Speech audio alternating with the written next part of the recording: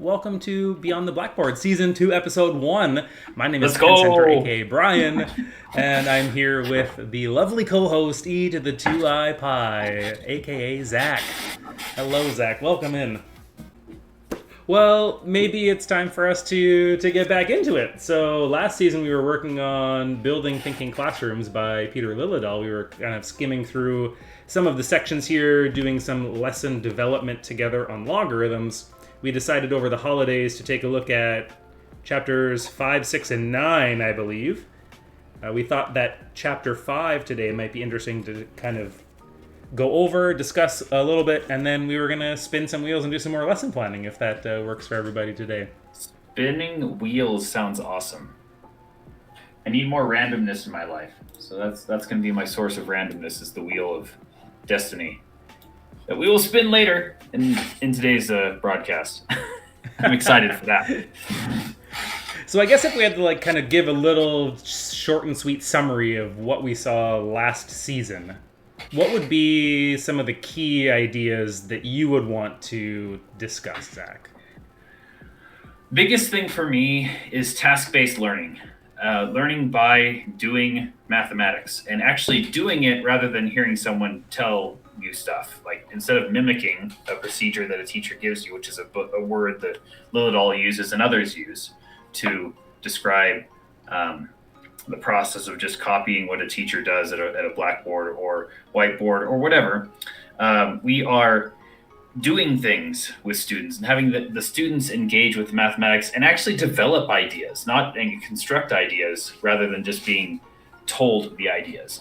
And the idea behind our task that we made, I think, culminated nicely, right? Like the logarithm task culminated nicely in a practical implementation of developing what a logarithm is and showing visually what a logarithm is, and having students engage with the difference between linear and quadratic growth, arithmetic and geometric growth. I'm thinking about quadratic things. That's not what Maybe we'll talk about this season. I don't know, but that could be on the docket. However, maybe it'll be on the wheel today. Who knows? Maybe it'll be there, right? Who knows, right? Yeah. And so and Cold Gold brings up an interesting question. So lots of classwork and homework. There's actually discussions I want to have on homework perhaps in the near future, but more the emphasis is more on doing things and developing things in your classroom environment, in a synchronous environment specifically, so that you're actually engaging with others and learning together. And I think a lot of what we were designing and looking at with regards to that logarithm activity were, these are the kinds of exemplars that we might expect some of our students to make.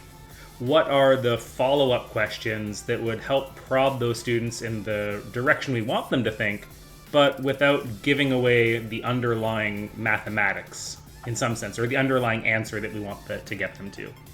So I know we talked a lot about that last season. And I know that there's this giving away.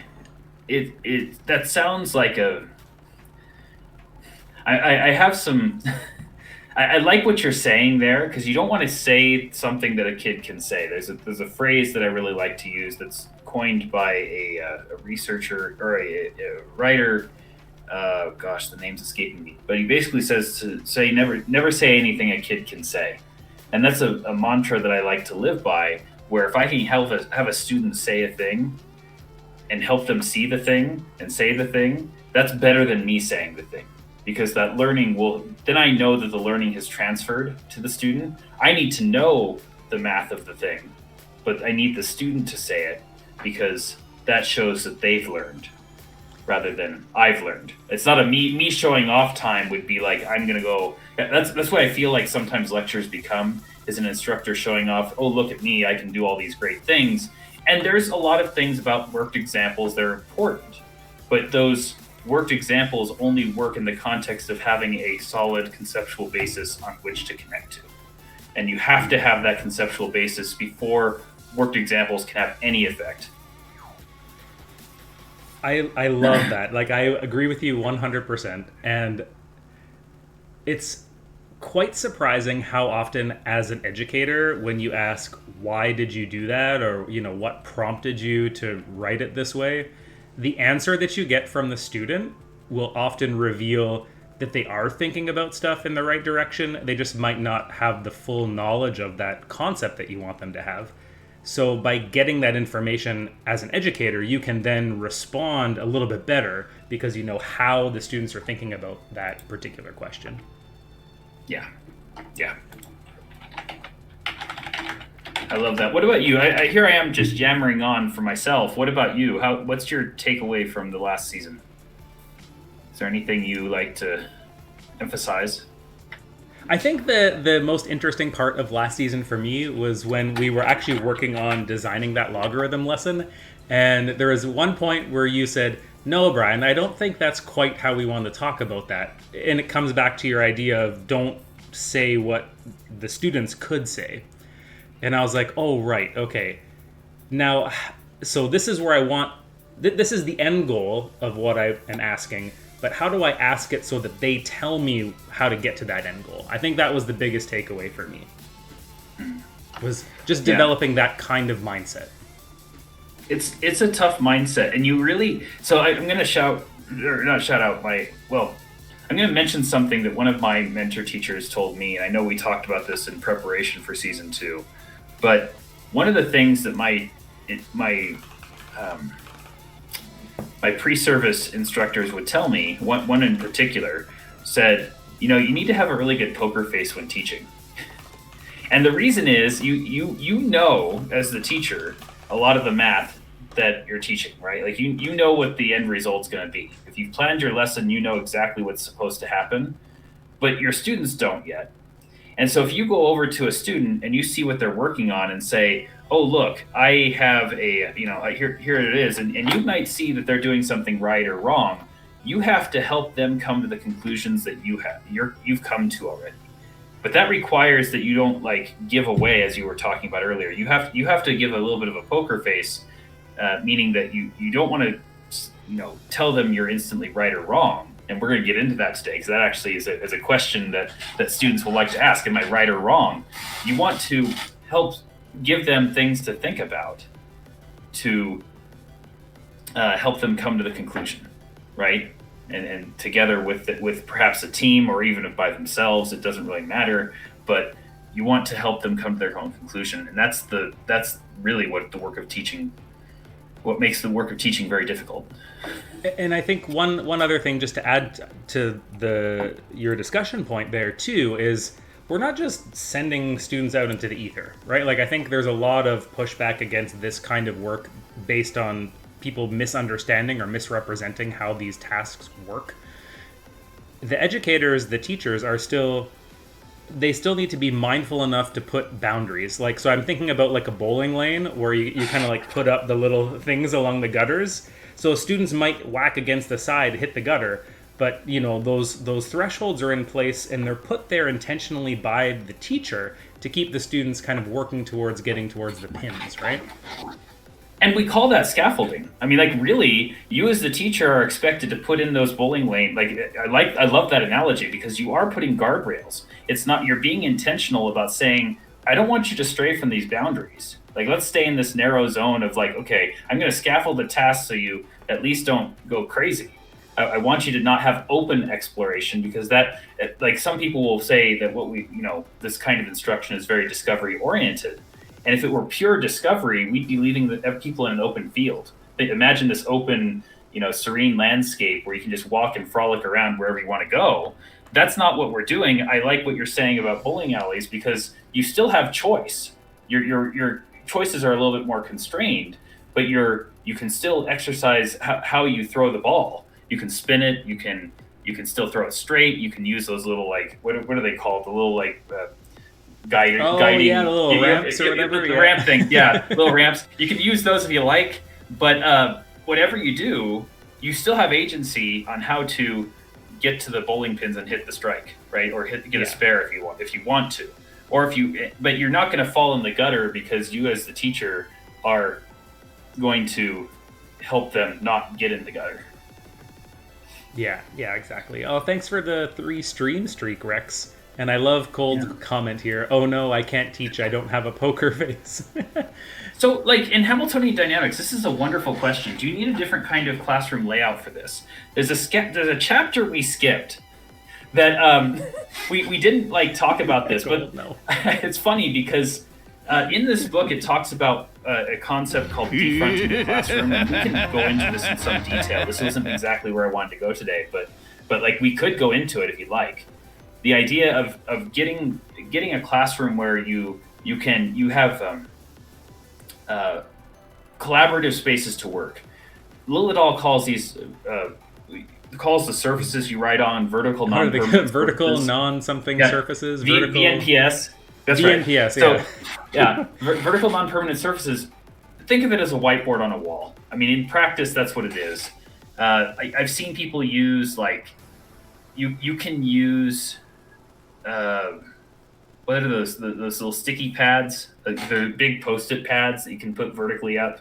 Those work as well. Something on an easel, whatever. I mean, there's several different ways to do this, but there's actually some research behind that. If you want, we can do an episode, maybe in a future episode, how you set up the classroom, because there is some work to do about that. But the idea is you have students working, and you want to defront the classroom, meaning don't put your desk at the front, and have have everyone looking to you all the time. You want to have an open classroom layout so that students don't feel like there's a as much of a power struggle, if that makes sense. Like there's and I'm being very overly simplistic here. There's more to say on that, but the short answer is you can do some things to help defront the classroom. Yeah, and one of the chapters that I read, I do recall Liljedahl saying it's important to get students up as well. Like there's a benefit to having students get up when they get into their groups to do some of these tasks. A lot of it nowadays has to do with ridding their minds of distraction, right? AKA their cell phones. So if they're up and working, they're less likely to be distracted by technology. And there's been a push. I know here in the States, there's been a push to get rid of cell phones in classrooms. I know, like here in Utah, we're having talks about that. I know our governor has been talking about it. I know other places around the nation are having conversations, and those that have implemented cell phone bans in some form have had increased collaboration and discussion and like fun among students. Like the kids are actually talking at lunch. I mean, like that's the thing. And we're not, they're not doom scrolling on their phone all day, which is a good thing. You're promoting sociality, especially among the for teenagers. That's a really big part of their identity, is their social identity. Heard something about Finland. Oh, that's interesting. So something with regards to Finland and cell phones? I'm curious, actually. Like, if you have a link, I'd be interested in learning more. I'm doing a quick search. A nationwide restriction on mobile cell phone use, effective August 2025. Really? Okay. Like this seems. They've talked about. I have heard of these. There's these magnetic. I think they're magnetic. These phone lockers. I don't know if you've heard of these, but you can. Yeah, there you go. So no mobile phones. There you go. There's locking phone pouches. I have another link here that can mitigate distractions and yeah. So definitely, yes, I have heard about stuff like that. But Finland looks like they've already taken the leap, and I know other places are starting to. A lot of this is in reaction to a book by Jonathan Haidt, I believe is the name, about the anxious generation, which is a fabulous read, by the way. I haven't gone through every detail of the book, but I've read several of the chapters and was intrigued by what I was reading. It's good stuff. And there's a lot of anxiety that this generation's growing up with that maybe our generation, like Penn and I, they didn't have to deal with because there wasn't the cell phone. There wasn't a ubiquity of cell phones as a teenager. So I'm now a boomer and saying back in my day, right? Like we didn't have these cell phones. We had flip phones and we had to like press the button 3 times to get the letter we wanted. The T9, right? Like it's, yeah, it's we had to use T9. T9. That was the most exciting thing ever. Oh my gosh. Hey, Poison Mouse, welcome on in. Glad you're here. We're chatting about the point here is there's ways to set up the classroom to succeed in doing task-based instruction. And we're going to now sort of dive into today's discussion, because part of it is a mindset shift. You have to think about math differently. If I'm not going to lecture, I have to think about math as a collaborative enterprise. So what's going to happen? Well, let's like think through a traditional classroom today. If you walk into a traditional classroom, you'd expect to see a teacher at the board writing down stuff, students perhaps copying, perhaps not copying what's on the board, perhaps just texting their friends, perhaps whatever. But the expectation is if I write it on the board, you understand it, right? And there's going to be a lot of mimicking, because that's what's being promoted in the classroom, because the teacher will work an example and then you're expected to work 5 just like it, or however many the teacher decides to assign. So naturally speaking, if I were to go into if you were going to check for student understanding, you'd be expecting kids, students, whatever, to however you want to look at it. I say kids, but I say students now because this could be in higher ed too, right? Like I don't want to single out kids per se, but if we're sticking to K-12, then the kids are going to be checking their work, and the teacher is there as a validator to make sure that they followed the procedure correctly. So if the student did the problem correctly, then they'd get validation from the teacher, or perhaps even an online homework software, or whatever the source of validation is. But they're checking to see, are they right? And so if you change the narrative about what math classrooms look like, there's this natural tendency for students, if they've seen this traditional model, the natural question students are going to ask when you switch over to something else is, am I right? It sort of logically follows, right? Like you'd expect this. This is like totally a reasonable conclusion. I would expect that question to be asked a lot. Because what I really liked Liljedahl saying here was because students, when you enter the classroom setting, students play the role of being the student, and teachers play the role of being the teacher. What does the teacher usually do? Lead the classroom. What do students usually do? Follow the teacher. So as soon as you start to break those roles that these individuals have been put into, right, that's where these questions come out of. Yeah. And so the naturally, it's very reasonable for someone to say, am I right? And so you as the teacher now have to think about how you're going to respond. Because if you respond with the answer to the question of am I right is yes or no, what you've done is you've resaid, okay, the classroom that I'm setting up is now going to go back to what we did before. If I say yes or no, then that logically says, well, the classroom's just the same, except I'm going to give you different kinds of problems. And then it becomes I'm going to check my answers against my perceived notion of what's going on. I'm not allowing you to choose how you're going to solve this problem. I still want you to do it my way. And you send an implicit signal, right?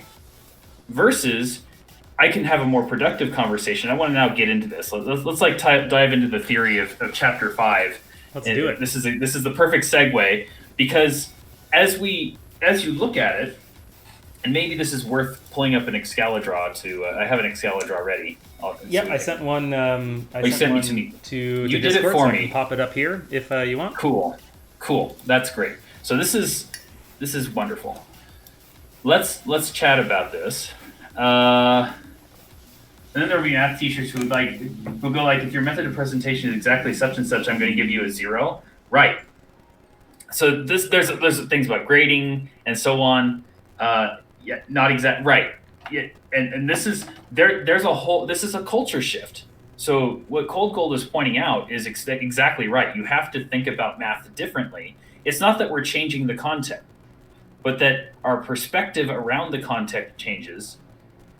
And so here are the three this comes from Liljedahl, and I'm looking at page 84. There are kinds of questions that we can talk about. So, and this is where, if I had to break down and ever get a tablet, this is where I think we benefit from having me have a tablet. Now, I'm somewhat begrudgingly admitting that I probably need a tablet, but I'd rather not. So. That's all right. I'll take care of the sizing and stuff so that our viewers can see what you're typing out. Cool. Question. So question types. So when you walk into a classroom, there are three kinds of questions that could happen. There are questions, and remember, there's a student-teacher dynamic role dynamic. I swapped those words. Just transverse those, transpose them. If we're doing it as a matrix form, right? Like if my words are matrices, just transpose the matrix. All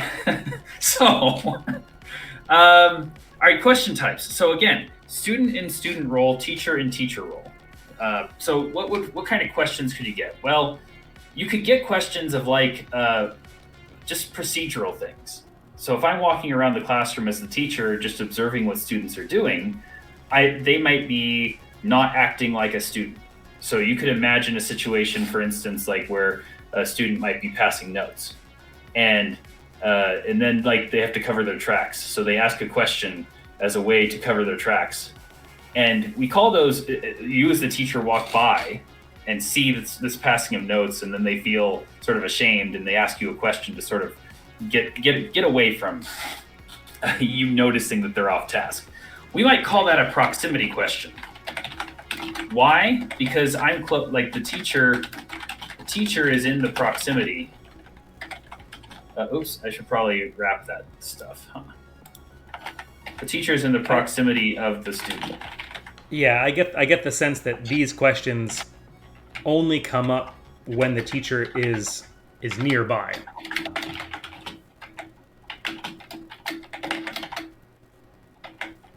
And this ties back to what we were talking about last season too, I think, right? Because there are instances where we would give a task and students would be doing something other than focusing their attention on the task. And this would be one of those instances, and by the teacher coming and circling back and checking in with that student, they're getting these kinds of questions. Right. Okay, so there's other questions that you could ask, right? So again, we established that there's a student-teacher dynamic. If I'm in the classroom and I start so I'm a teacher and I get up in front of the class and I give a task, students are naturally going to want to know how they're doing. They want assessment data. They want to know, am I meeting the objective? And that's not wrong, right? You do want to make sure that students are meeting the objective, whatever it is that day. Tasks, we know, are thinking tasks, meaning that I'm not necessarily giving a procedure and asking someone to mimic that. I'm asking the student to develop.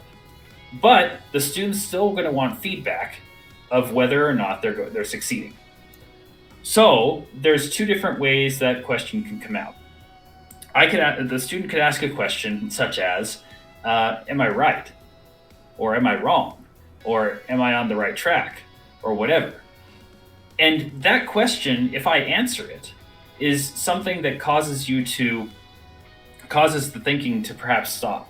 Because once I evaluate a response, and there's actually good research on this, like once you see a grade on a paper, you instantly don't want to revise it. You're like, okay, I either evaluate whether I'm good or no good, and I know what the teacher thinks of me, so I'm just going to forget it, right?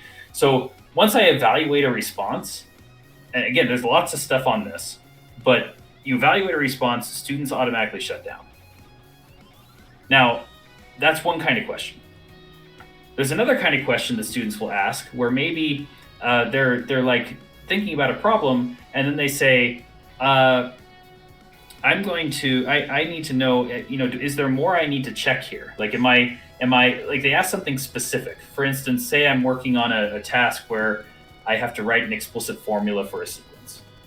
And they're having trouble. They say something like, I'm noticing that each term increases by a difference of 4, let's say.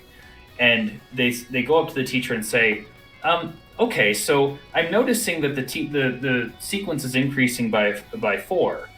I'm not sure how to write that down. Can you help me write that down? Right? That's a question that might be, it's a little bit different in nature because the students are thinking and they've shown evidence of thinking, but they maybe need some scaffolding, right? Or maybe they're looking at a sequence and not able to tell what kind of sequence it is. And so they're like, well, how can I tell the difference between an arithmetic and geometric sequence? And so that question feels very different than a question about, say, like, am I doing it right or wrong? So I'm being a little long-winded here, and I know I'm now getting into this teacher lecture mode. I don't mean to be, but I'm trying to paint a picture, right? That there's these questions that would help you to stop thinking, as we might say. That's the first kind. Yeah, it feels like the difference that you're talking about here is on one side, it's really just a matter of, am I right or wrong, or it's a very kind of simplistic answer to the question. And on the other side, the student is actually bringing forward something that they've worked on, right? That feels more inherently connected to the lesson or more interesting, and maybe they're looking for advice or looking for a way to move forward, if that makes sense. Yeah. So we might say they're looking for evaluative feedback. Maybe that's one way to say it, is that they're looking for evaluative feedback. And then a keep thinking question would be students seeking more information. Right? They're looking, they've engaged, but has shown engagement. So I've done something to think about this problem. I'm showing that to the instructor, whoever that is, and I need more because I feel like I don't understand something and I want to understand that thing, but I'm not there yet, and I need something to prod me further. I need a hint. I need a whatever. And that is the kind of question. This is like the best kind of question, in my opinion. Like the keep thinking question is, I'm seeing evidence. That's like a formative assessment thing. In the moment, I'm looking at a response, and the student asks me a question. These are the questions I want to answer and focus on. Whereas a stop thinking question is like, I want to be done with this now. It's the motive. The student's mentally checked out almost, it feels like, or doesn't know how to engage with the task. Either one of those could be true. And so that it's a mindset almost that we're trying to convey between the difference between these two. Now, I guess, like, in your opinion, from teaching in the classroom, is there a way to convert a stop thinking question into a keep thinking question? Now, I think you can. So again, let's take the idea of is this right or wrong. So I'm going to use arithmetic sequences here because that's where my headspace has been lately. But let's say I have an arithmetic sequence, and it's a sequence like 2, 6, 10, 14. There's a common difference of 4. Okay, so I'm going to use that as an example. And the student comes in, and I'm supposed to predict what is the 50th term in this sequence, right? Let's just say that's our task. So I'm asking students to, maybe this is a little bit more procedural, but I'm asking students to really extend and formalize the thinking on arithmetic sequences. We've already had some good thinking tasks before, but this is meant to solidify a procedure. And so some kid, like I'll write down an answer. Let's just make up a 67 because it's the world of memes right now. So I write down 67 as my response, and I say, all right, is that right? And the teacher now can say, well, if I want to just answer that question, we could say yes or no. The answer is no, by the way. But is it? That would stop the thinking. The student would, or the student would get frustrated or whatever, and it really didn't help them engage. They may not know how to engage, or they may not know what the appropriate response. They don't know how to student in this new classroom.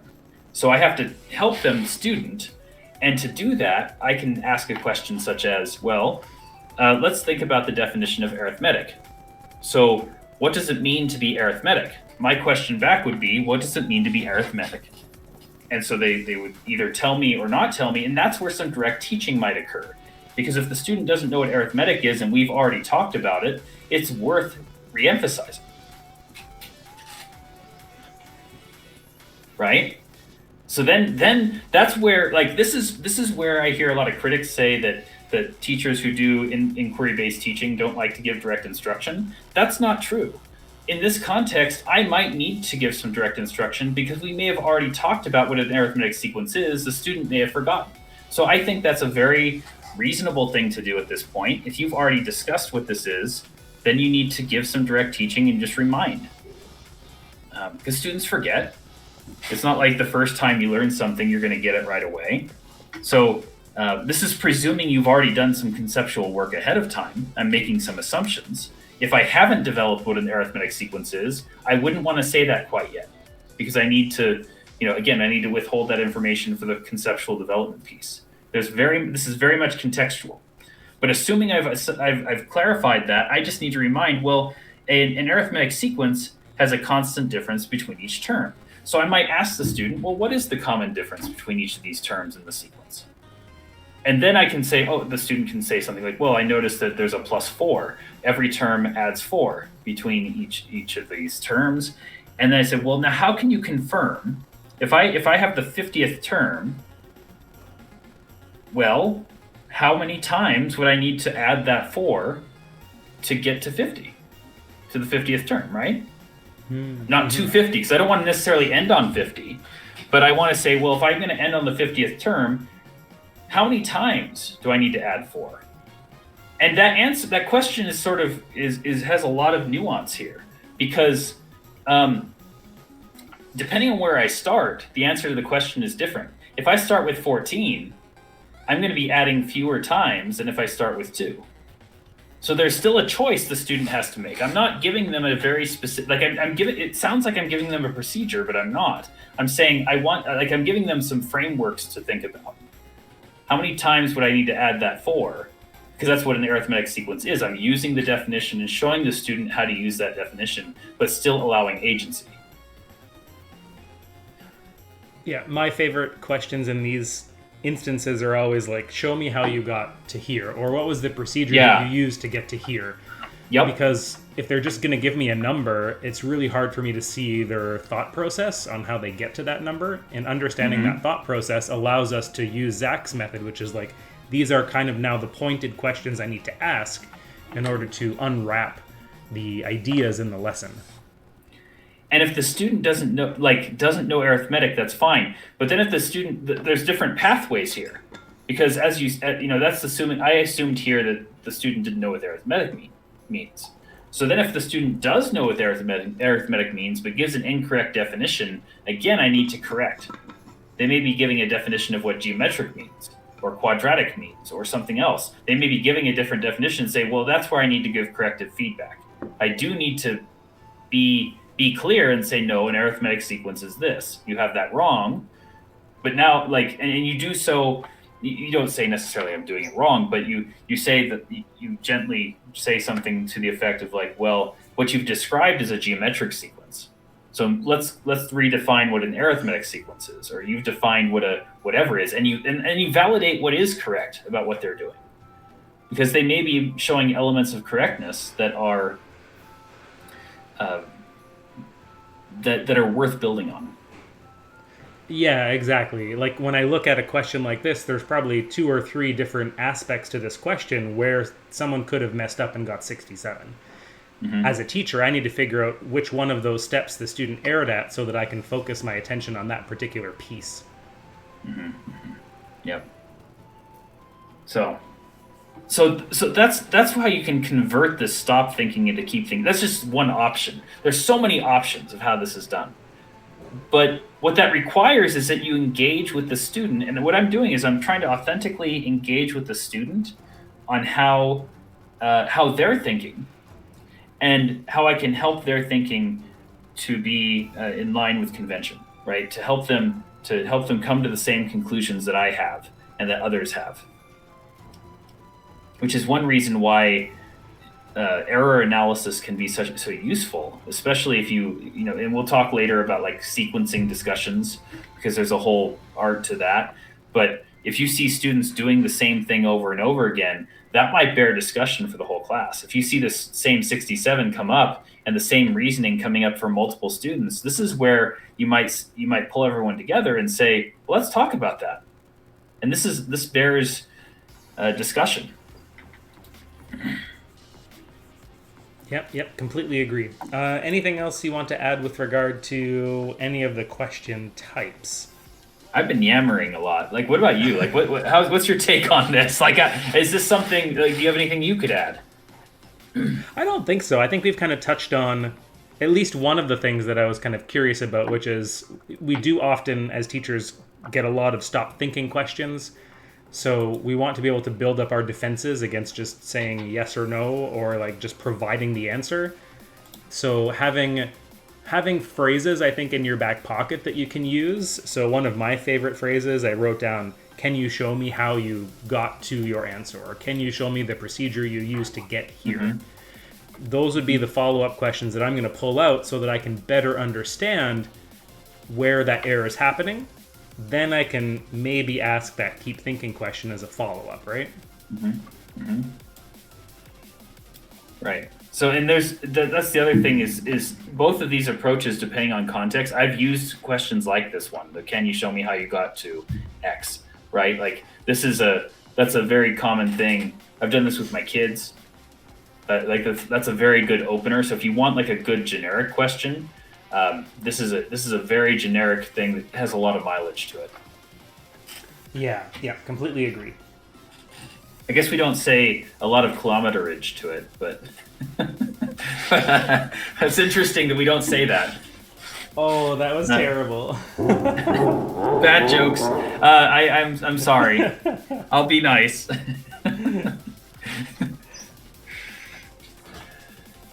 I'm sorry to our metric friends. My sincerest apologies. Oh, there was one other thing that I thought was interesting in the chapter that I wanted to ask you about. There's at one point Liljedahl talks about, since students and teachers are so used to taking on these roles, right? The role of the student and the role of the teacher, that when you actually start to enact some of this process from the teacher's perspective, you can get a lot of pushback from the students. I'm wondering if you have any, because I know you've used this process a little bit more in class than I have been able to. What are the general kind of feedback that you get from the students? Like, are there any stories that you're willing to share about, that starting process? Were there frustrations? As you start to move through the semester, how do feelings change as you work towards the end of that semester? So, at first, students usually have some frustrations. They're expecting something and they're not getting it, right? I've taught many classes where students were like, what the heck is going on? And I remember being in college classrooms and some people were like, can we just go back to lecturing? And they wouldn't ever overtly say this to my face, but I found out through course evaluations at the end of the semester. Like they would say things like, man, I wish we could have just started here and done that. But I also, once they realize what's going on, I have a lot more students, far more, who say, I'm grateful you did that. I learned this better. And I feel like I learned more than just having been told all this stuff. I was able to engage with it. I was able to play with it and whatever. And so there is this, and the pushback is actually sort of natural because of what we said before. If I go into a learning experience expecting one thing, and I get something different, I feel sort of cheated, right? Like I feel the sense of I'm not getting what I expected.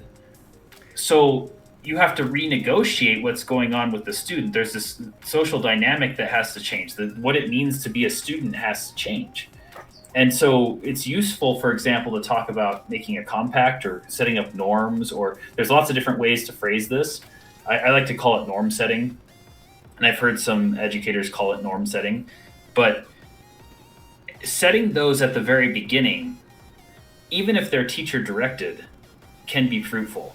Involving students in the setting of those procedures, I find is good, but more often than not, there is the list looks the same semester after semester. Once you start doing it enough, you'll start noticing, oh yeah, students want to be treated fairly, and they want to be heard, and they want to, like, there's these things that we want to have. And what I've found effective is to give students a list of norms and say, do you want to add to this? Because there's like this common list that I notice that are like I said, students want to be heard, students want to feel like they can talk openly and that without judgment and without, like, you can criticize, but you need to criticize the idea, not the person, and so on and so forth. There are these common norms that are good, but you want to, I often will say, well, do you want to add anything to this list? And is there anything you feel should be added to this list? And I have them discuss these in teams, and more often than not, students didn't add to anything. And maybe that's me funneling them into one way of thinking. Some who want to still have norm setting processes, I don't think there's anything wrong with that. But I found that I had a pretty good sense of what students wanted in my particular cultural environment. So I knew what were good norms. But you do need to set norms, and you need to say, here's what's normal now.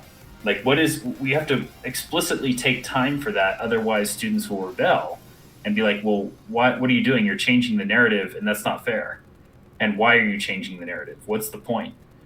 So you need to have these conversations with students and show them what the way things have been is going to change, and here's why I'm changing it. What are my goals as an instructor, and what can I help you do?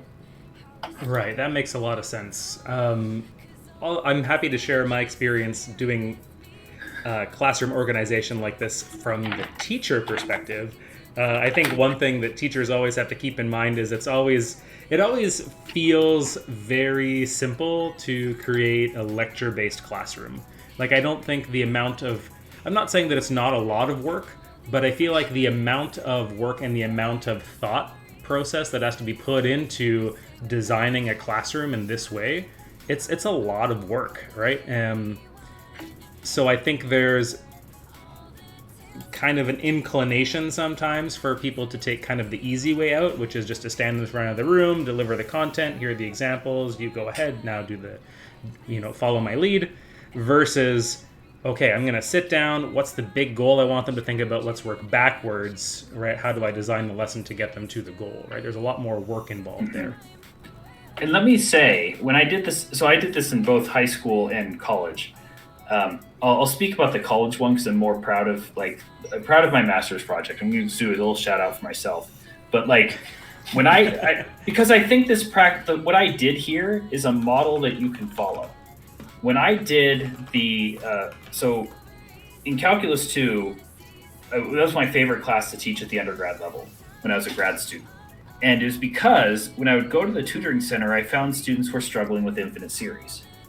So I was like, okay, when I went to the tutoring center, that was just like the most common complaint. And it was very loud in some ways. I got this feeling that people hated infinite series. So I got to thinking, I need to do something if I'm ever going to teach Calculus 2 on infinite series. So what I did is I picked that was like the weakest area for me. Like I felt like I knew it the least. And so I went and really did a deep dive, and I was going to change there are those who advocate for changing 10% of your practice each year. So that was going to be my 10% of my practice, was I'm going to focus on the infinite series unit and try and change the narrative around it. And so the first semester I taught the course, I took the first 3 out of the 5 weeks and wrote curricular materials for it. I didn't even do the whole unit. I just did a half of a unit. And I said, I'm going to teach it this way. And that was what was practical for me. So that was my 10%.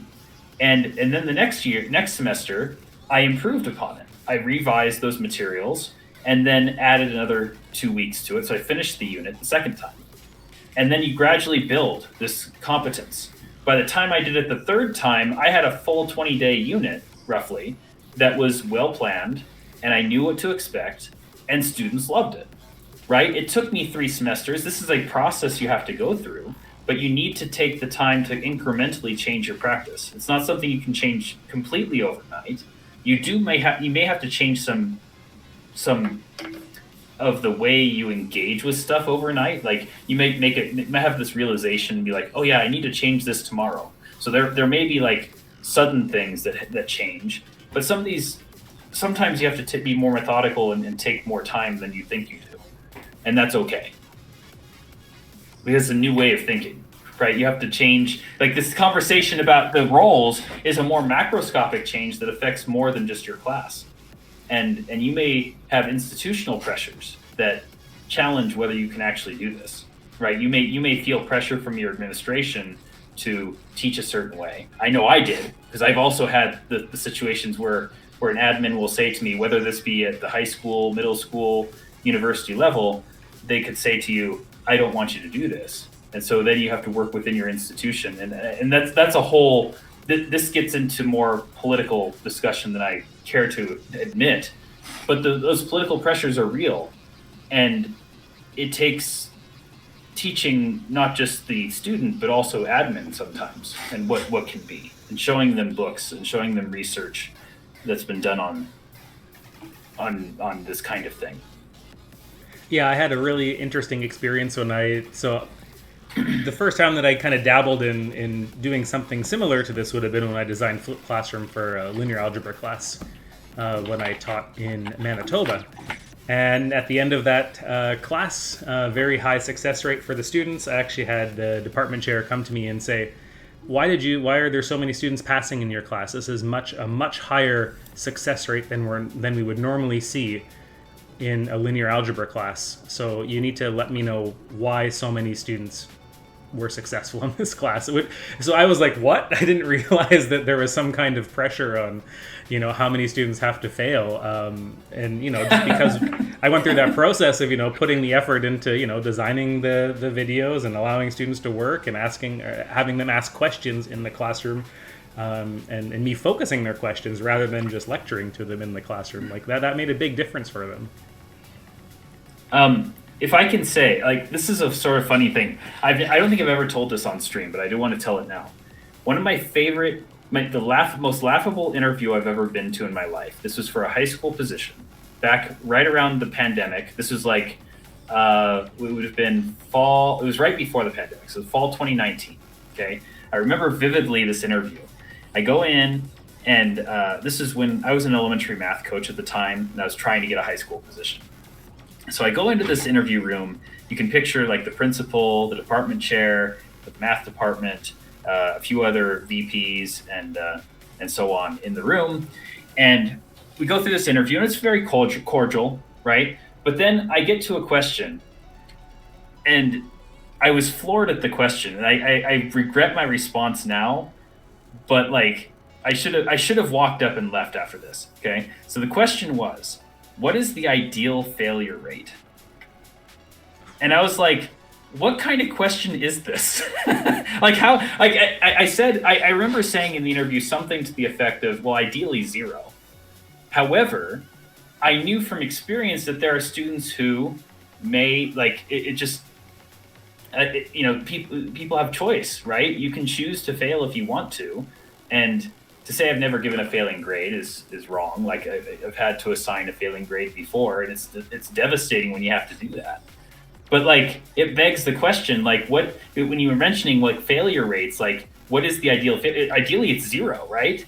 But that question was so flawed because it's almost like, well, how do I answer that? It's like a trap. Like it's a trap waiting to happen, and I don't know how to. If I answer anything other than 0, I know that's a problem, because that's, who wants to fail a student?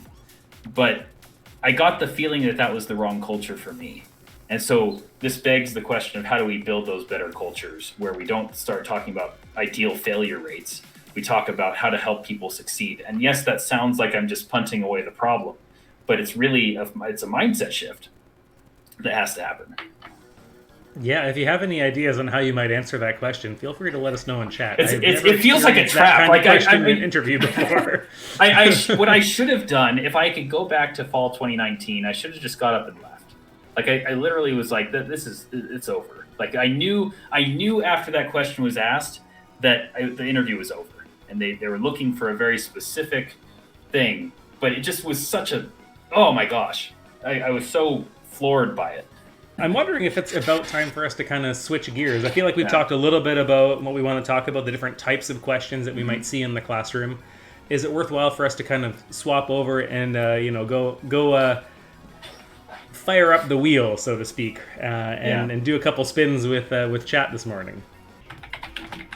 All right, here we go. Ready, set, spin. Here it goes. Here it goes. I think we're safe, and we're going to talk about... We are safe. I did put a 1/6 chance. We are on linear factoring today. That is going to be the lesson.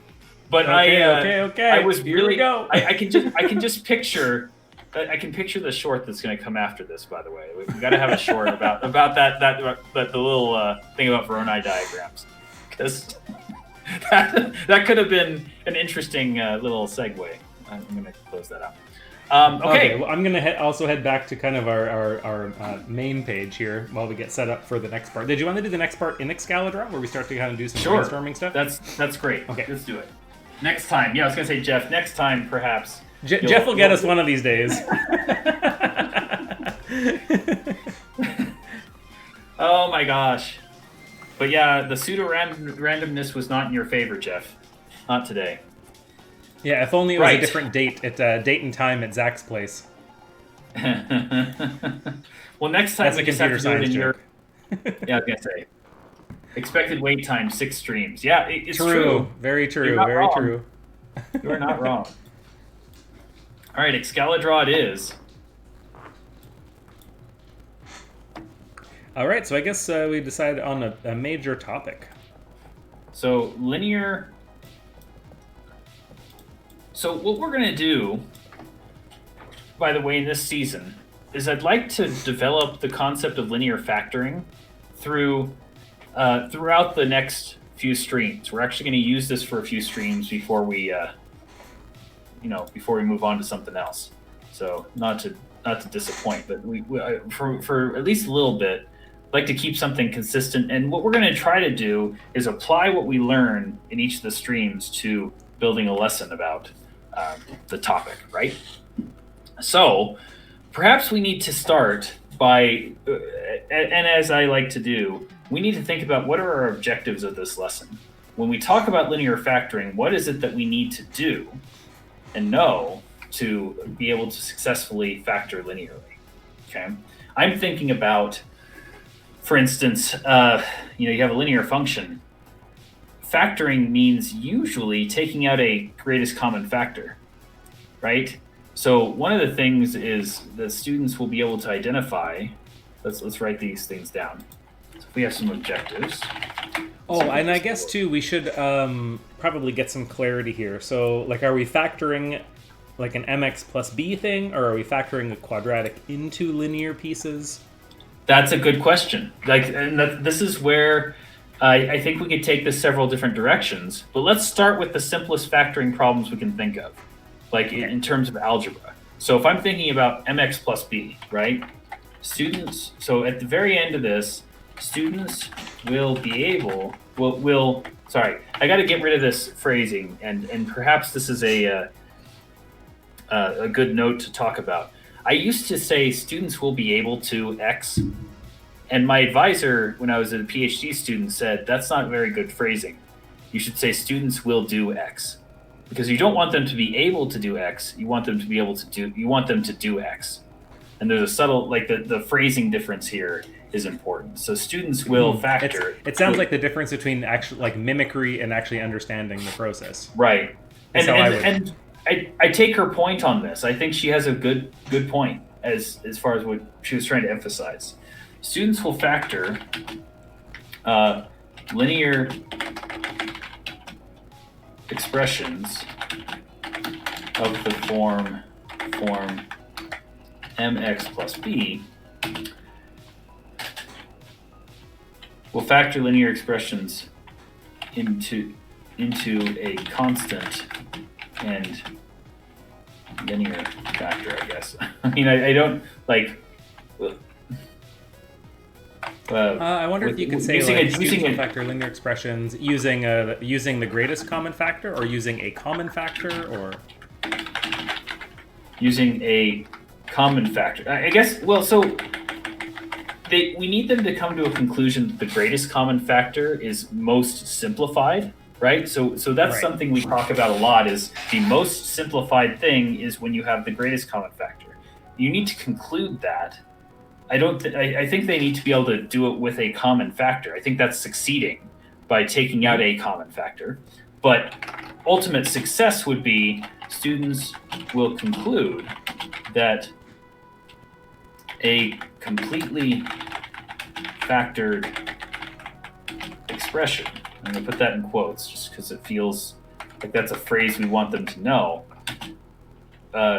has a greatest common factor multiplied by a linear factor whose coefficients GCD is 1. Right? Because that, like, now this is written for the teacher, right? I wouldn't expect a student to be able to articulate necessarily all of that, because knowing that that's technical language that I'm expecting a mathematician to understand. But for a student-facing objective, I personally think those are trash. The student-facing ones are not very.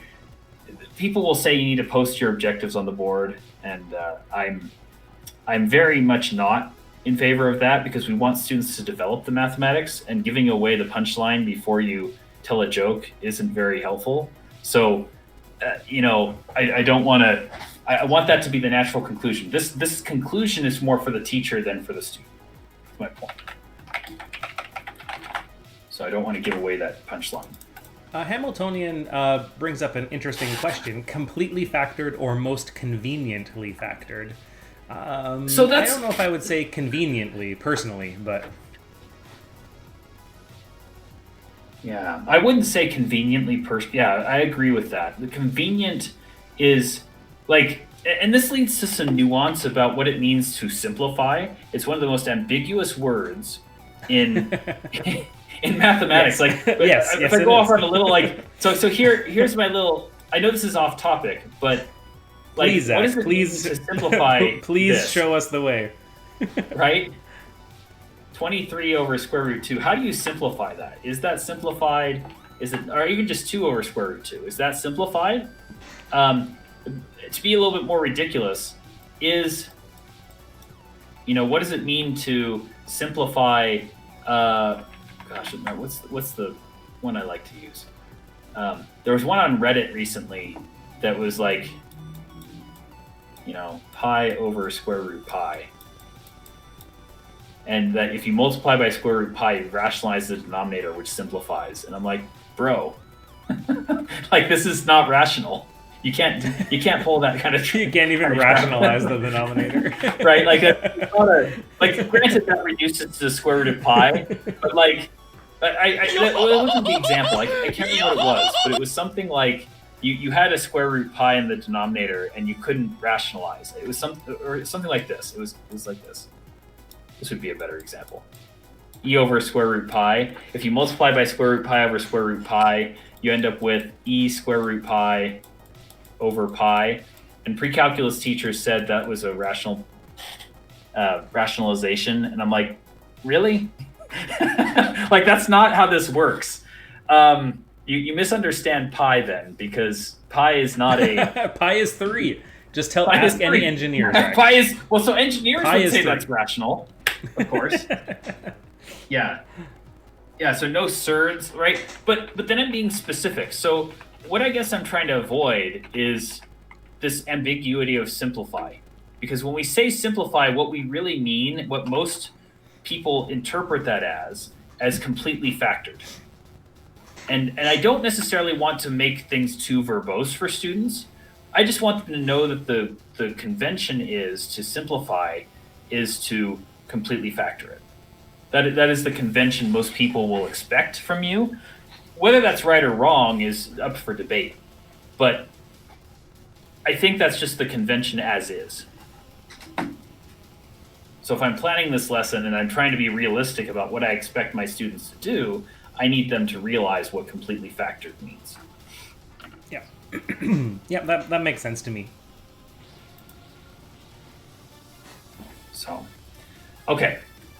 So again, this is for the student, not so much or for the teacher, not so much the student. But now I have to present a need. Like, why would a student want to factor this in the first place? Why on earth would we go through this whole process? Like, what context would this make sense? Mm-hmm. At its core, I think factoring is really about distribution. Like, you can't talk about factoring without talking about distribution. And so it might... It's the backwards process of it's the reverse, right? It's reverse distribution. And this is what I used to say to students. Like, once we develop what factoring is and what distribution is, we have to be able to reverse distribution. So in a sense, like, I wonder if it's worth it to start talking about what it means to distribute. Right? So I'm thinking in the style of what Liljedahl might do. I might say, let's reactivate some knowledge. What does an expression such as this mean? I mean, ideally we might put this in a context, but let's just throw down some numbers. What does this expression mean? And so we'd have to reactivate this knowledge, and we could maybe draw some pictures, right? But I could imagine a discussion that basically leads to something like this, right? Right. And I'm going to draw that picture just for the sake of having the picture, if that's okay. Fine, yeah.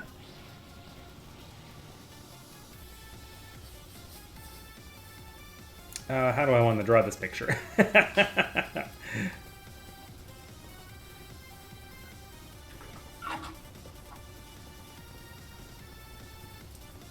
I feel like it's something like this.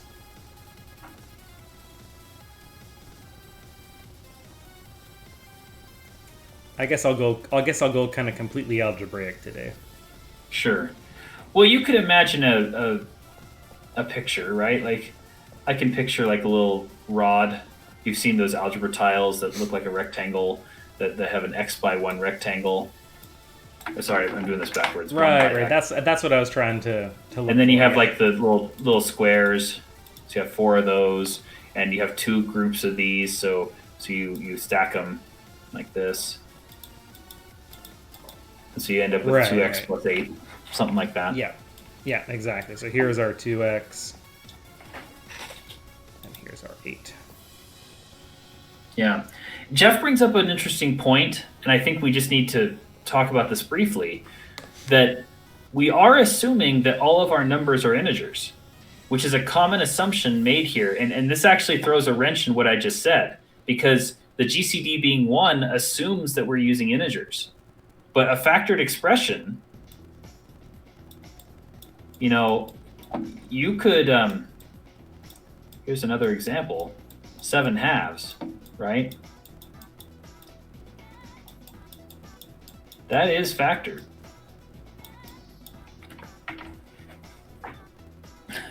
and some would argue completely factored, but I wonder, this gets into a super annoying discussion for me, because I feel like this is a silly... It's sort of a silly distinction. Like, this is important to talk about, but I feel like I hate this. As much as Jeff is right, like this is a thing we have to engage with. Yeah, because I suppose something like that comes up when you're working with quadratics, when you're working with integration. These kinds of weird oddities can sometimes pop up, right? And actually, and Jeff, I know you're here to distract, but at the same time, I think you're right. I'm only taking your distraction here because I'm taking your bait. If you're laying bait for me, that I'm taking the bait because it's good bait. I think this is an important bait that we have to think about. Like, I could imagine a student howbeit they might be, because many students will avoid fractions like the plague. I don't fully understand that, but like, they'll avoid fractions for whatever reason. And so this would feel unnatural for a student. They're so used to looking at integers and having nicely factored things. This might actually be a good discussion to have, though. I wonder. I don't know. I like it as an extension a lot. Yeah. I'm wondering if our first lesson should focus on integers. So I agree. I think this is a side quest. Maybe that's what we decided to do. This is a side quest. The main quest is to realize what happens with integers, but the side quest is what happens with fractions, right? Like, how could I factor this? And the answer is yes. Yeah. We need to allow for this possibility in our design, I guess.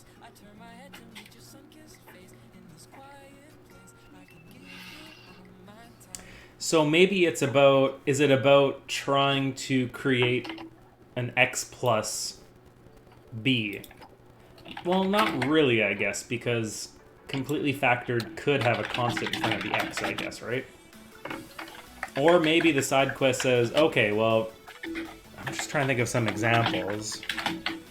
Right, like if I had 2x plus 7, versus 2x plus 6. This one we can convert into 2 times x plus 3. But this one we would just say, well, we can't really do anything over the integers, right? But is there some advantage to having a linear term where we have just x by itself? If there's an advantage to that, then we might ask the question, okay, what do I need to put here in order to get x plus something? Well, and that's what's interesting too, is this first coefficient is always a 1 if that would force our first coefficient to be 1 in order for it to really be factored, right? If we want to use rational numbers, right? Yeah. Right. I mean,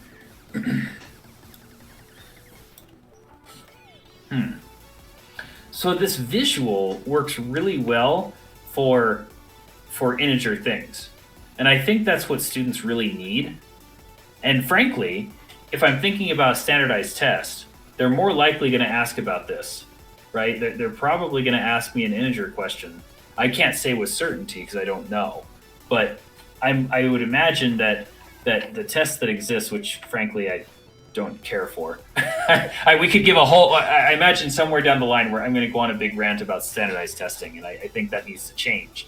Accepting things as they are right now, I think this is more likely that the students need to know about integer cases, and that probably would be enough. And the relative value of factoring over rationals isn't as necessary, though it might be useful to practice the thinking about rational number. I don't know. Again, and I guess this is also a discussion about what audience now, because we got to think of a grade level. Complex numbers, sure. Right. So yeah. I mean. Well, and I'm glad we're not having the conversation about quadratics, because one of my pet peeves is when you factor a quadratic, is x squared plus 1 factorable? And the answer is it depends on your book. Right. It depends completely on the book you're using. Some will say no, and some will say yes, based on the domain that they assume. So a pre-calculus textbook might say yes, but a Algebra 1 book might say no. And so, it's actually really annoying. Rex brings up the question then, right? Like, is it worthwhile for us to restrict the domain in order to achieve the learning outcome that we want, right? And I think the answer is yes. I think what we should do is gear this towards a 6th grade class. Because, and let me pull up Utah standards here so we can... Yeah, that would be great. If you can pull in a standard, that'll probably help our thinking a little bit, right? What page-ish are we looking at? Just do a search G6.ee.2, and I think it'll take you straight there. 6.ee? .2. Keep going. There you go. And then 3 as well. So more 3 than 2. More 3 than 2? Okay. So apply the properties of operations to generate equivalent expressions. Yeah, okay, yeah. That definitely feels like what we want to do is this particular standard for sure, right? And their exemplars say they use integers here. I think it's safe because what I know of the Utah standards, they don't really they deal with rational numbers, but the big rational number year is 7th grade. So 6th grade wouldn't focus on rational numbers. They would focus on integers. And I think this would be a narrow enough standard that it's fine to leave it at 6th grade and stick with integers, because that would be okay from this perspective. It is quite interesting that they have the constant first, right? That's right. I think that's interesting. What's also interesting is they have multiple variables in there too. You notice the example that says 6 times 4x plus 3y. That is linear. So that's a good point. We didn't think about multiple variable things. You could allow x times y. Well, no, because that would be nonlinear by nature. So you would have to keep the like that. This thing here. What I'm looking at. You can have more than one variable, it looks like, but it needs to be not multiplied by the other variables. You wouldn't say like you couldn't factor out something that would be so that the product would be nonlinear in any way. Yeah, linear in each variable. Okay. Okay, so I think that reasonably allows us to say, let's focus on integers, and maybe even focus on positive integers first. Mm-hmm. Though I think we should have a negative, right? Like we should allow for negative terms. Mm-hmm. So that needs to be a part of the and I'm glad you said integers, because negative terms would be totally appropriate and actually would increase, or I think it would offer. It would allow the concept to be fully developed. I also wonder if it's wise to have monomials and trinomials in here, or polynomials of various sizes, so that students don't just think about binomials. To construct the concept, I think it's limiting to look at this as just a binomial thing, but monomials, trinomials, tetranomials, if you order 4, or 4-termed polynomials, right? Although with their distributive property exemplars here, it looks like they are mostly working with 2 objects, I'm saying right? that so the focus might be on 2, but I think to construct the concept, it's good to distribute among multiple things, right? Yes, I agree with you. So maybe the focus is on 2 on binomials, but having our task deal with other kinds of terms, right? Which then leads me to think, okay, so now I'm just brainstorming. What if we give students oh, that's hard. I was going to try and because when you think about distribution, you think about giving to things fairly, right? Right. So my first thought that was my intuition too, Zach. But I'm like, yeah, how do you make that work? Because you have like an unknown object in there, right? Right. But what I want to do is reveal the structure of something. So let me just toss out some things. Let's just take a 4-term polynomial, just because I think this would be illustrative. Okay, I'm going to keep this simple.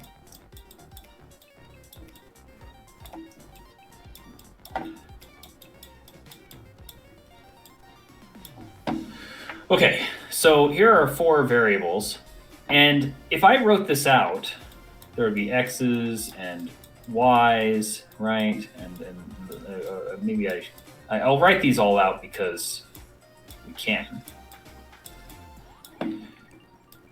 And I want to arrange these so that the structure of the relationship between variables is clear.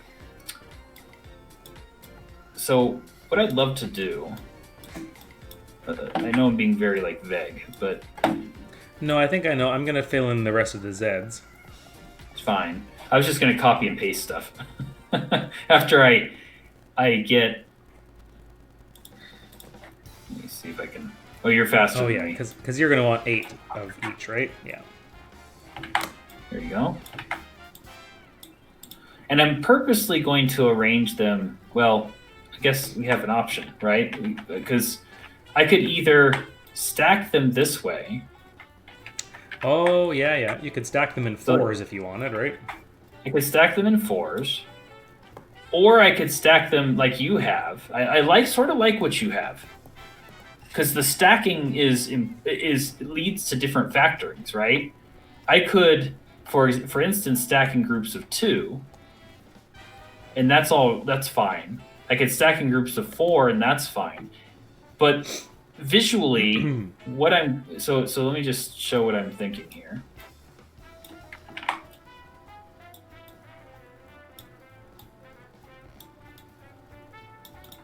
Like, the underlying structure here is for every one of these, I have 2 of these and 3 of these and 4 of these, right? So what I could say is I have groups of 4. How many groups of 4 are there in each of these groups, right? Like, it's like, what happens how could I take the structure of what's here and write it so that they're in terms of groups of 4? So each one of these 4 groups of 4x's becomes 1x. Because ultimately what we want to say is, and I'm not, this is totally breaking things, because really this would represent really z cubed. I'm not writing this correctly, but maybe with addition signs. We could do this with addition signs. But really what I want to say is that this 4 distributes to the structure of our expression. I have 4 times as many of these than I had before. And then I have, like, this would have to be y plus y and z plus z plus z. I'm not, this isn't the cleanest. No, I'm like the idea here. I'm not super fussed about notation right now while we're brainstorming. How would a student know to do the stack by groups of 4? That's exactly right. So I'm imagining maybe what we do is we get out some index cards My Zs or are like off by little 4? cutouts. My Zs are off by 4? What? 3 times 4? I think we're Gucci. He probably just wanted me to say Zed. He wanted you to say Zs. Do I have 16 Zs? What? There are only what? No, I'm gonna call you on that one, Jeff. Yeah, I'm calling. I see 12. I think you're going. Wait a second. I thought I had them right. Right? I might have had them incorrect earlier. Maybe Zach. You're losing your mind. Aren't we all, Jeff? Aren't we all? We're all losing our minds. We're all a little mad here. Is it weird to say, like, hey, you're inviting 4 friends over?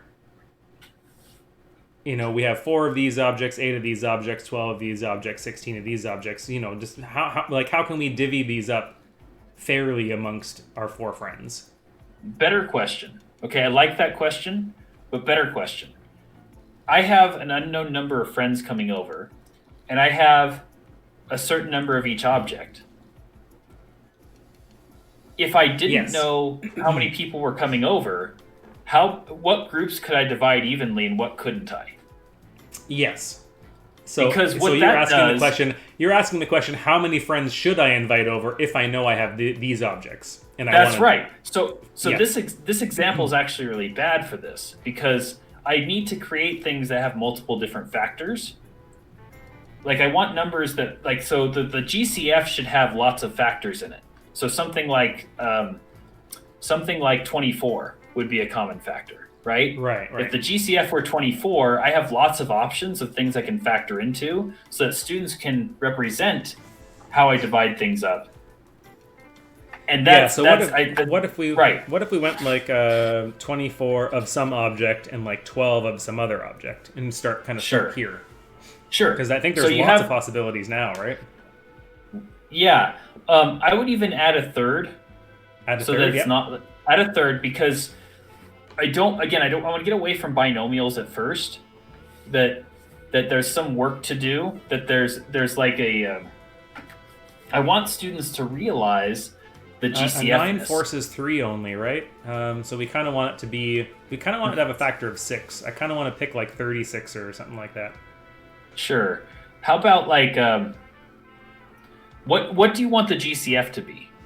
because what I don't want is it to be super obvious what the GCF is. Again, for a student, I want them to have opportunity to make lots of factors, right? So Sure. we might want to pick a little bit more ridiculous numbers than 24 and 12 for a thinking task, because I want to allow, I want the GCF to not be obvious to the student.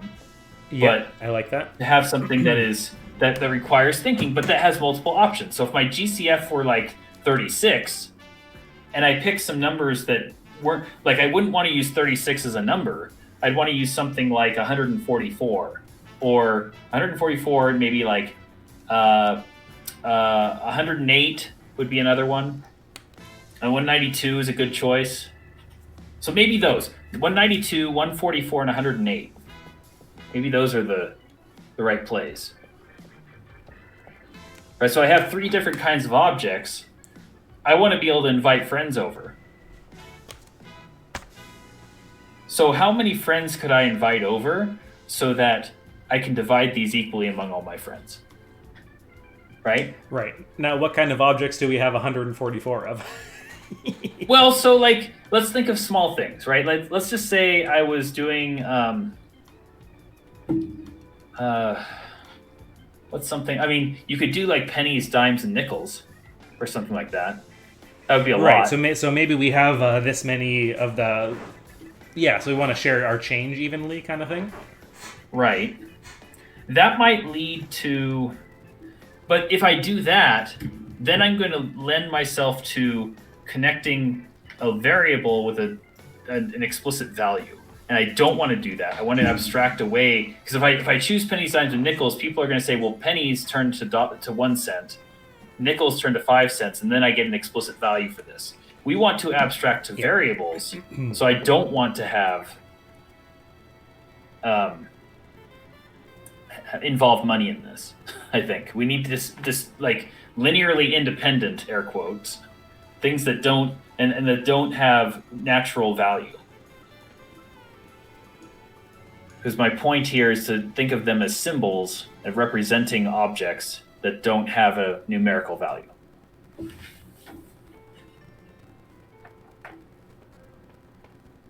I speaking gibberish?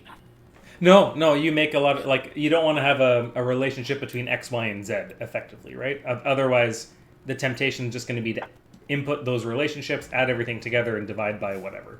My thoughts. I like the Skittles, Pringles, cookies. That's kind of the thing I was thinking about. I was thinking about like one of those, like crackers or like cheese trays or like little carrot sticks, like the little party things that you'd have at a get together, maybe with family or something. Those kind of like small a things, charcuterie like tray or something. Yeah, like that kind of thing. So, but I like the idea of using a candy or some kind of small item, because that's a reasonable thing you'd have a lot of. Even if you buy a bag of M&Ms, right? You would get that would be a lot. So let's think about that for a second. If we chose, 192 of those and 144 of the, I don't know. I had something in my ear. Like cheese cubes. We could have cheese cubes. I love cheese cubes. I do love cheese cubes. You could probably get 144 cheese cubes out of like 2 of those big marble slabs, to be honest. That's what, right? Like you could imagine that. It's not unrealistic. It's not unrealistic. So if you have like a moderately large party, say you have a family get together, and you have some crackers is great. Canapes. Right.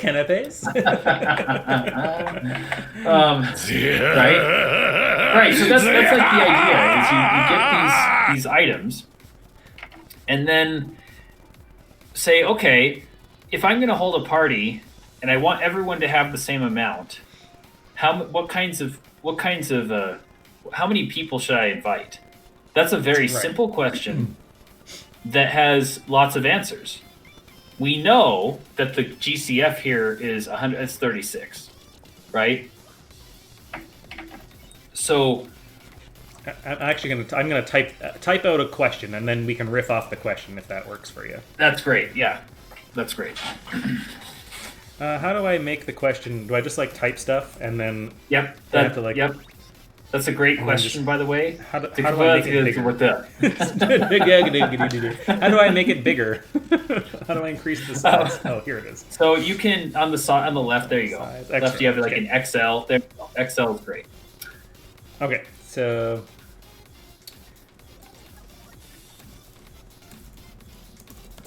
So we've decided we have 190 to. But well, actually, we've created a snack platter, right? Mm-hmm. Yeah, snack. So let's call it a snack platter, and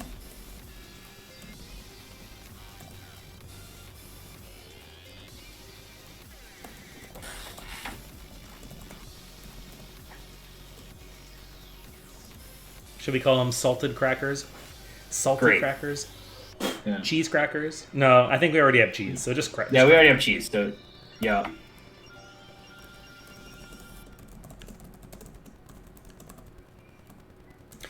So if we would like to make sure that we share these Equally among our guests. Yeah. Equally among our guests. It's not how many. It should be like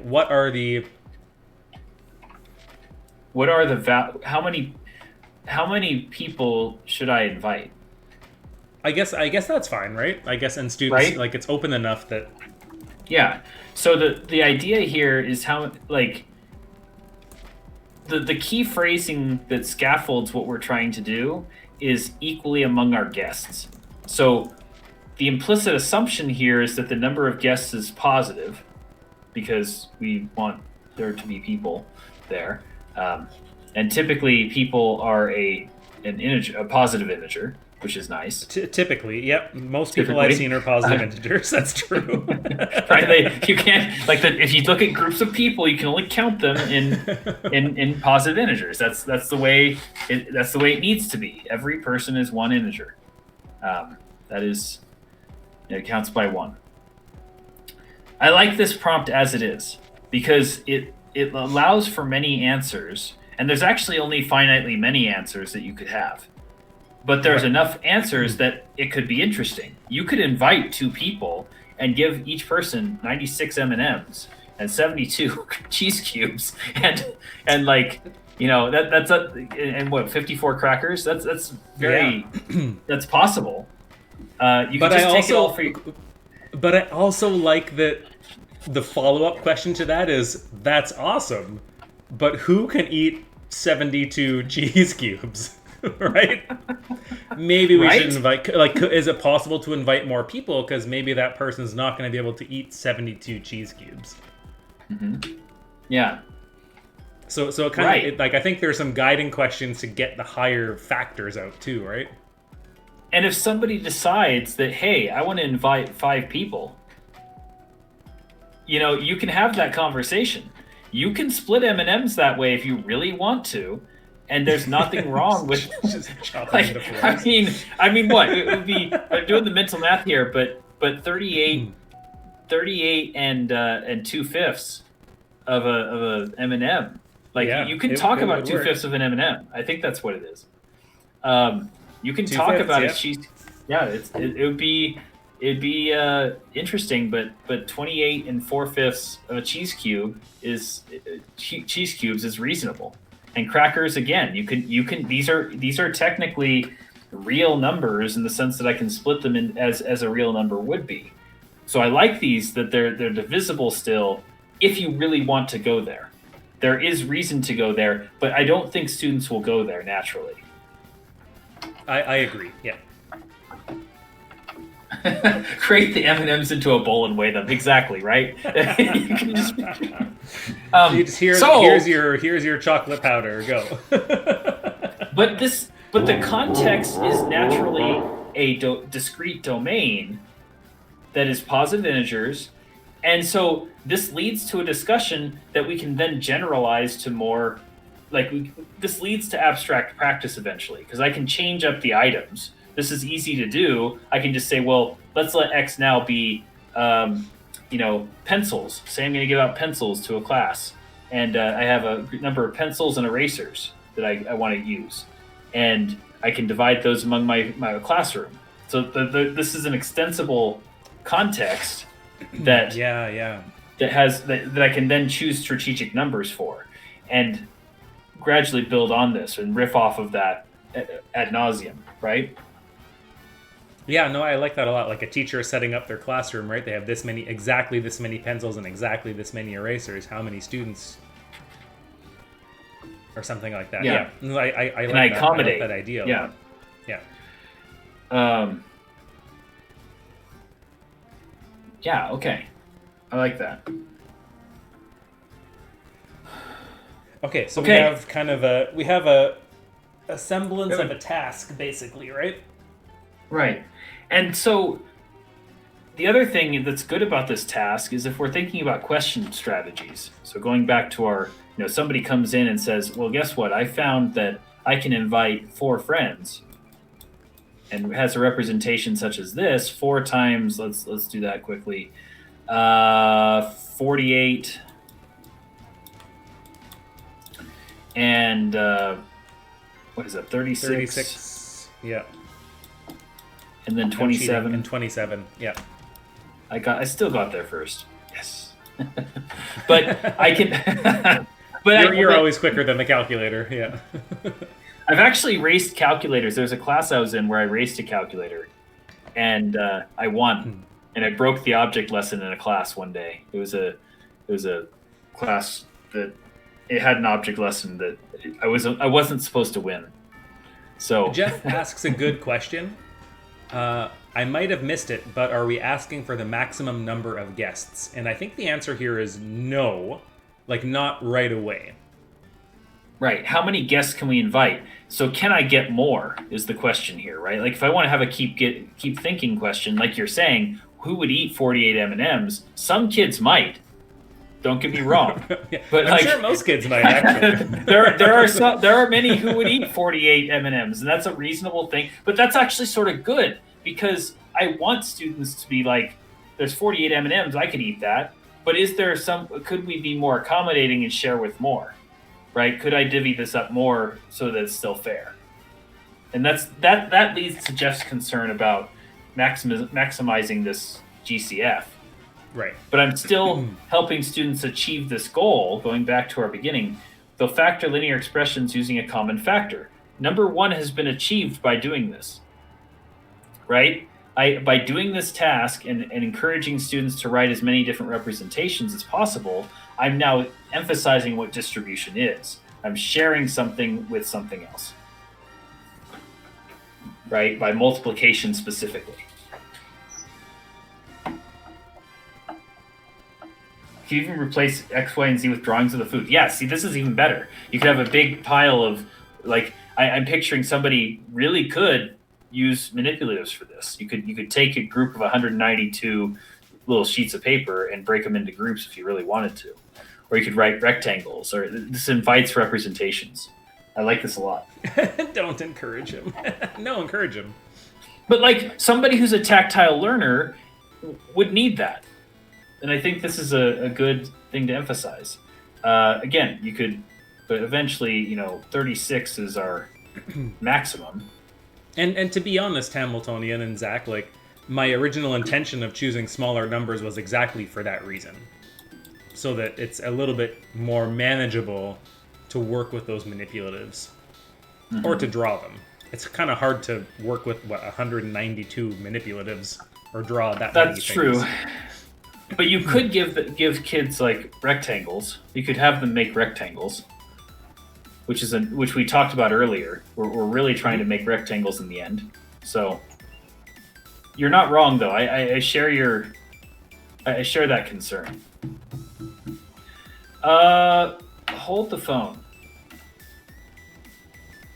Is 192 a factor? Is 36 a factor? Ooh, hold on. Hold the phone. 36 is not the biggest factor. No. This is a... Wait. Are we going with a factor of 12? Is that supposed to be our focus? are the biggest? We can get a 3 out, a 3 out. 48 is divisible by 3, so we can get a 3 out of everything. So 12. 16, 12 is certainly 12. possible. So 16, 12, and 9, right? So I think that's it. I think we can't go any further because we have 2 even numbers and an odd number after you factor out a 3. And that would mean there's no...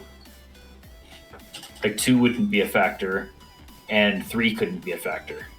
Right, so we have some you have different possibilities parity. are what, 2, 3, 4, 6, and 12, I guess, right? For possibilities? Or Which 1, I suppose guess, is okay. I suppose that's okay. Like that, so 12 would be our maximum.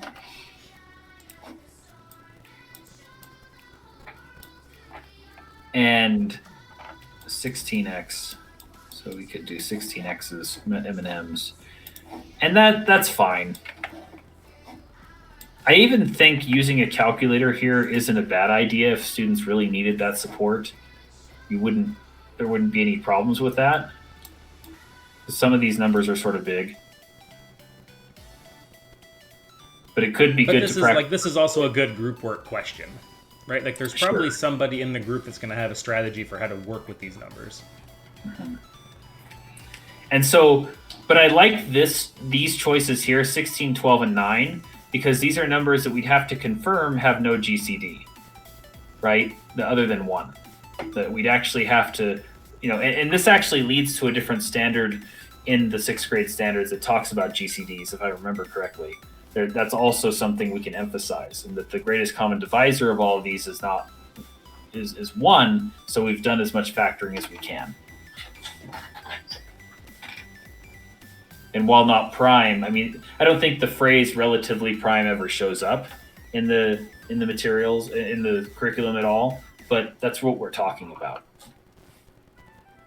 Yeah, three relatively prime numbers. They share no factors other than 1. Mm-hmm. And you have a couple perfect squares in there too, right? So you have maybe a quick... Mm-hmm. If they recognize those perfect squares, you have a quick way of checking that there are no shared factors. Mm-hmm. Mm-hmm. Yep. Well, like I said, there's 2 even and 1 odd number, which automatically, like that should be enough to tell you that 2 can't be a factor, and then 3 can't be a factor because 16 isn't a multiple of 3, so we're done. We don't have many factors to check. So I actually like these numbers a lot. This is a good choice.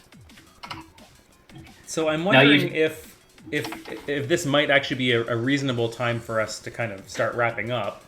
Mm-hmm.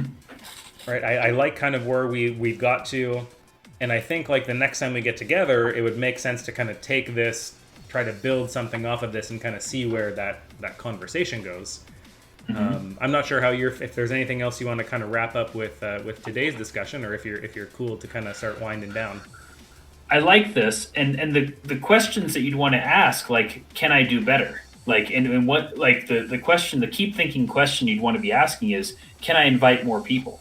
Can I invite more people? And if I can't, like if you get to a point, like we get to this 12 and you realize I can't do better, why can't I?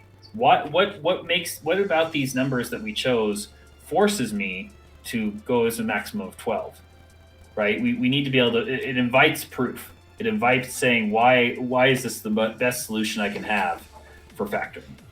Yeah, I like that a lot. And you can kind of, I don't know if they've introduced the idea of GCD in grade 6 before this, but that's your opportunity, right? Mm-hmm. There's no way that I can take these 3 numbers and divide this evenly into whole values, right? That's exactly the idea of the GCD. And by the way, if you want this, so this is where it is. It's 6NS4. I'll type that in chat. Uh-huh. But if you look at the standards, 6NS4 talks exactly about this. I accidentally closed the standards, so I'm just going to reopen them. That's fine. 6.ns.4. So find the greatest common factor of 2 whole numbers less than or equal to 100, and the least common multiple of 2 whole numbers less than or equal to 12. Yep. And then use the distributive property, yeah. Yep. Now it says up to 100. I think that's fine. We have 16, 12, and 9. Those are all fine. Now, really, we are using something bigger than 100. which is okay with me, and I'd be okay with letting them use a calculator to do this, because we're asking them to. I know that's slightly above the standard, but I think the numbers work out nicely so that the factors are below 100, and that's the core math would be done under 100. Right, and I feel like if students can be comfortable thinking about larger numbers, then the smaller numbers become naturally a little bit easier to work with too, right? Mm-hmm.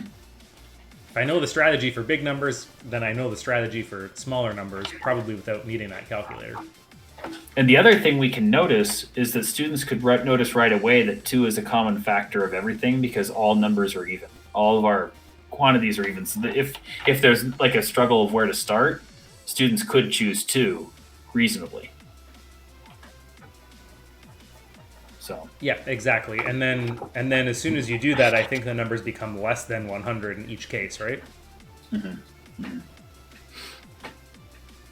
Nice. Okay. So I'm actually really excited to kind of like take this, start building that framework like we did for the logarithm task next time we get together. Part of me wants to do this with my kids now. Like, I think we this do is the thing? It's a great benefit to us to do it, right? Because we get student exemplars. I'm going to see. Well, no promises. I don't know if we'll actually do it, but at home. But I'll see what we can do. I mean, if you can, you can, and if not, I think we can reasonably ask chat, or you and I can kind of make some exemplars on the fly, right? Like, here's what we think might happen, and how might we use those keep thinking questions to push students forward towards where we want them to go. I think we have a pretty good game plan. Okay, I agree. This is cool. I'm excited. I am excited. Beautiful. So that's going to wrap up Season 2, Episode 1 of Beyond the Blackboard. We will be back on January 29th, 10 a.m. Pacific. Okay, we'll catch you later. Thank you. All right, bye guys. Take care.